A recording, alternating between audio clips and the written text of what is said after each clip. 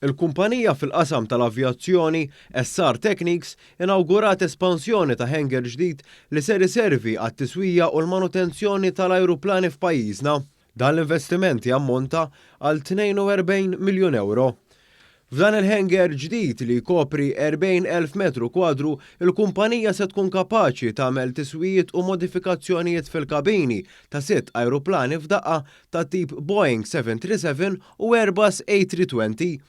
Dan tħabbar f'ċerimonja ta' inawgurazzjoni li għalija attenda l-Prim Ministru Robert Abela flimkien mal-kap eżekuttiv tal-SR Technics Jean-Marc Lenz u l-Ambaxxatriċi għall-Iżvizzera Monika Xmus-Kirgos.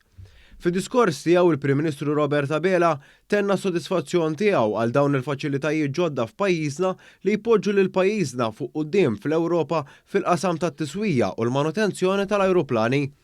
Il-Prim Ministru spjega kif din l-inawgurazzjoni hija ċelebrazzjoni ta' sforz kollettiv minn pajjiżna li ħadem qatih biex jattira l-investiment u jieħu ħsieb lil min jinvesti anki permezz tal-Covid Wage Supplement waqt l-imxija.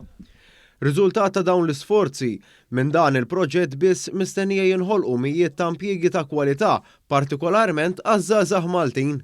SRT's investment is creating hundreds of new careers. That is why I believe there are immediate steps which we need to take to ensure the long-term viability of this very important industry.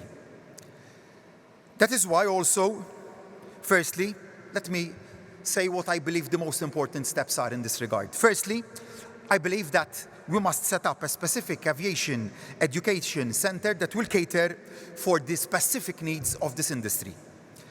That is what we mean by education and training that is designed for 2022 and beyond that. Dr. Abela rrefera wkoll għal dan il-proġett importanti f'kuntest ta' sfidi kbar fis-settur tal-avjazzjoni kawża tal-pandemija. Minkejja dawn l-isfidi huwa sostna li l-Gvern se jibqa' jkun ta' spalla mal-investitur. The outlook is much brighter. Although the industry still faces a long road to full recovery. You face challenges in maintenance, supply chain difficulties, system inconsistencies, and spiraling costs. And my government stands ready to support you. We are a partner, and a partner who listens and acts. Il-Prim Ministru tkellem dwar l-importanza li f'dinja diġitali jibqa' jkun hemm sistema ta' checks and balances sabiex l-avvanz ekonomiku jibqa' jkun wieħed effettiv u effiċjenti. Għalhekk tenna li jekk dan il-Gvern jerġa' jingħata mandat ieħor għall-leġislatura li jmiss, dan se jkun qed jibqa' jisma'. Dan speċjalment quddiem żmien fejn l-ekonomija bdiet tirpilja mill-effetti tal-pandemija. Qabel il-Prim Ministru tkellmet il-Ministru għall-Intrapriżi Mirjam Dalli li semmiet kif dan il-Gvern dejjem hemmen f'kumpaniji bħal SR Technics u dan jinġdu l-investiment qawwi li wettaq f'bosta industriji partikolarment fi żminijiet ta' pandemija. Fl-istess inawgurazzjoni tkellem il-kap eżekuttiv ta' SR Technics, il-kumpanija bil-kwartieri ġenerali fl-Iżvizzera.